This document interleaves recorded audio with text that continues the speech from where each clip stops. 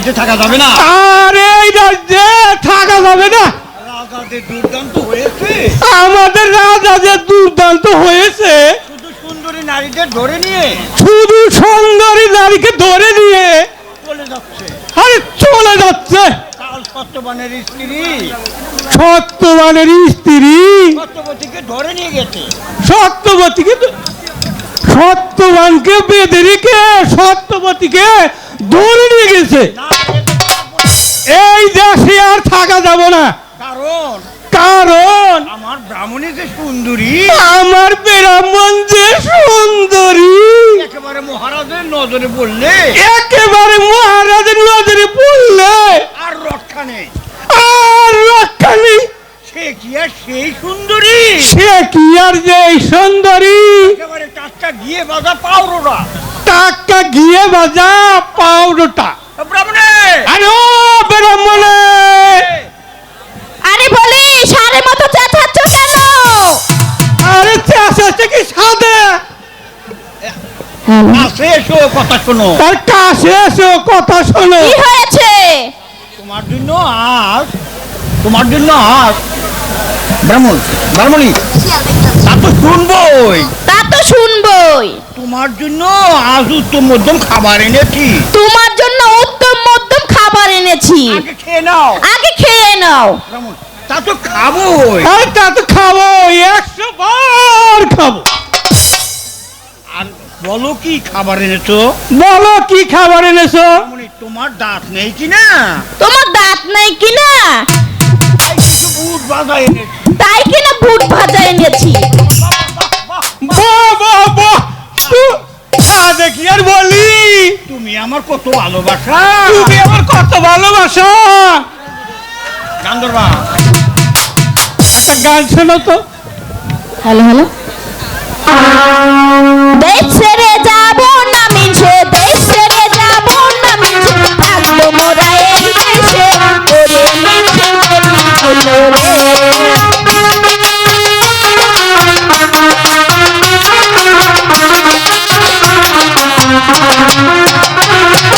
রানী হব ভালো হব, রানী হব ভালো হব, বসবো রাজার বাপাসে, ওরে মিছে বলি রে।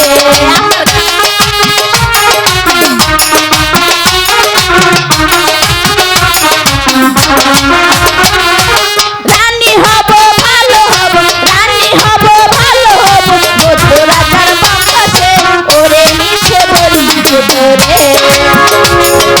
দেশ ছেড়ে যাব না মিছে, দেশ ছেড়ে যাব না মিছে, থাকবো মোরা এই দেশে, ওরে মিছে বলি রে।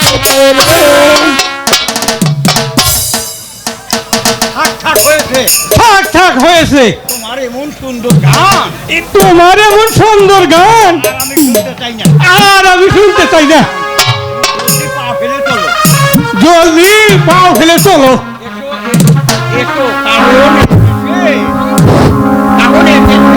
কারণ এ দেশে আর থাকা যাবে না। কেন? কি হয়েছে? যাবে না? এ দেশে থেকে যাবে কেন? এই দেশ থেকে যাবে কেন? আরে বেকুব, তা জানবে কেন? কাল আমাদের রাজা সত্যবানকে ধরে বেঁধে রেখে, সত্যকে ঘরে বেঁধে রেখে সুন্দরী স্ত্রীকে ধরে নিয়ে গেছে। তাই বলছি সুন্দরী নারী নিয়ে এ দেশে আর থাকা যাবে না।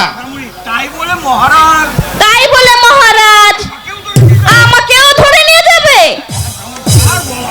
আরে বোকা, তা বলা যায় না। কারণ মানিকে মানিক চেনে। তবে তুমি যদি তোমার নাকের আগাটুকু কেটে ফেলতে পারো, তবে এ দেশে নিরাপদ থাকা যাবে। নইলে রাজা দেখতে পেলে ধরে দিয়ে যাবে। ও মা, না কাটলে আমি নিঃশ্বাস নেব কিভাবে? নাকের কি প্রয়োজন আছে? নিঃশ্বাস ফেলতে পারলেই হইল।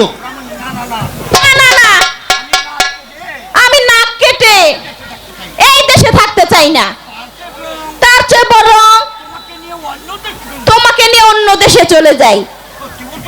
সত্যি বলছো কি? হ্যাঁ সত্যি বলছি। ঝাঁটা মারি এমন রাজার কপালে, এতদিন ধরে তোমাকে নিয়ে ঘর সংসার করে আসছি, কেউ আমাকে নাক কাটতে বলেনি। আছে কিনা রাজার কাছে ইজ্জত হারাবো, তার চেয়ে দুজনে এই দেশ থেকে চলে যায়। তাই তো বলি গিন্নি, তুমি আমার কত ভালোবাসো। উপরে যাবো। চলো যাই, ঘরে চলে যাই শিগগিরই। যাও যাও যাও।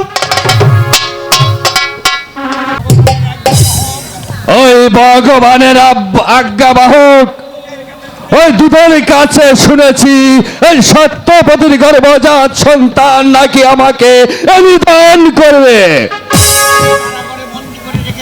তাকে আমি কারাগারে নিক্ষেপ করে রেখেছি। আমি দেখতে চাই ওই ভগবানের বাণী কেমন করে সত্য হয়।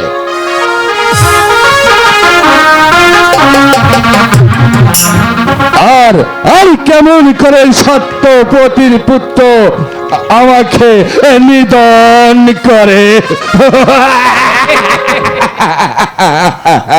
মহারাজ, ওই বিধাতার কলম কারো রোধ করার নেই, কারণ ওই তারই লিপি। মন্ত্রী মহারাজ, তাহলে এখন উপায় বলুন, কিভাবে ওই মৃত্যুর হাত থেকে আমি রেহাই পাবো? উপায় আছে মহারাজ, উপায় আছে। আপনি ওই দাসীকে ডেকে খাদ্যের সাথে বিষ মিশিয়ে দিলে যদি দাসী ওই সত্যবতীকে খাওয়াতে পারে তাহলে আমাদের পথের কাটা একেবারে পরিষ্কার। অতি উত্তম মন্ত্রী, এবার আমি তাই করব।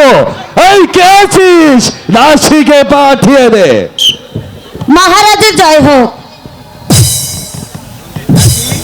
শোনো দাসী, তোমার একটি কাজ করতে হবে, সাফল্যে পাবে তুমি 50 লক্ষ টাকা পুরস্কার। কি কাজ মহারাজ? ওই তুমি সত্যপতির গর্ভজাত সন্তানকে বিষ খাওয়ে নিধন করে দিবে।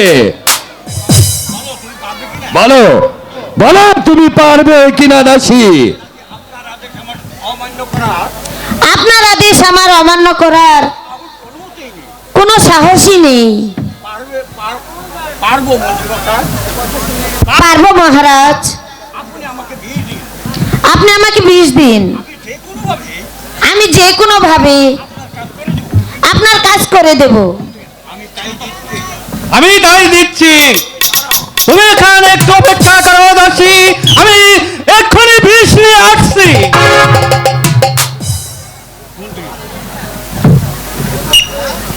এই নাও বিষ, এতে আছে কালকুট বিষ। একবার সত্যপতিকে খাওয়াতে পারলেই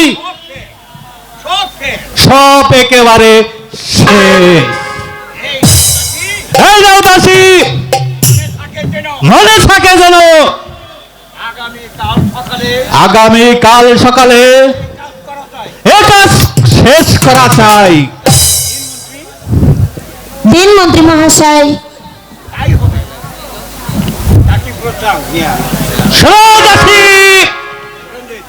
তুমি যাবার পূর্বে আবার তোমাকে স্মরণ করে দিয়ে যাচ্ছি, আমি যে শর্ত দিয়েছি শর্তর কথা যদি খেয়াল থাকে, শর্তর কথা ভুলে গিয়ে যদি রাজ দরবার ত্যাগ করো তাহলে তুমি যেখানে যে অবস্থায় থাকো আমি কিন্তু তোমাকে ধরে নিয়ে আসবো।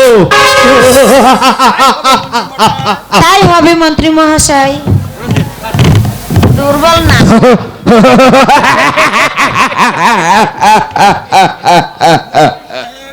মন্ত্রী সাহেব, মহারাজ, আপনার বুদ্ধির প্রশংসা করতে চাই।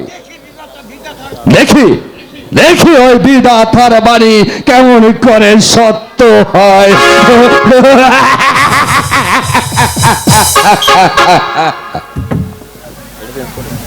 নাম নেই মহারাজ। প্রণাম নিন মহারাজ। কে কে তুমি, কি চাও? মহারাজ, আমি একজন সাধারণ প্রজা। আপনার বাড়িতে একটি চাকরির জন্য এসেছি মহারাজ। আচ্ছা, তুমি কি কাজ করতে পারবে? মন্ত্রী সাহেব, আমি অন্য কোনো কাজ পারি না, তবে আমি শুধু দ্বার রক্ষক হয়ে থাকতে চাই। ঠিক আছে, 17 নম্বর কক্ষে ওই 17 নম্বর কক্ষে সত্যবতী বন্দী আছে, একজন প্রহরী পাহারা দিচ্ছে। এই পত্রখানা তাকে দেখালে তোমাকে 17 নম্বর কক্ষে পৌঁছিয়ে দিবি। পৌঁছিয়ে দেবে। আপনার মহত্বের কথা আমার মনে থাকবে মন্ত্রী সাহেব। আয় যাও মহারাজ, চলুন। আমরা সবাই ক্লান্ত, পরিশ্রান্ত, তাই আজ আমরা এখানেই ক্ষান্ত। তাই চলুন। শুধু দর্শক মন্ডলী।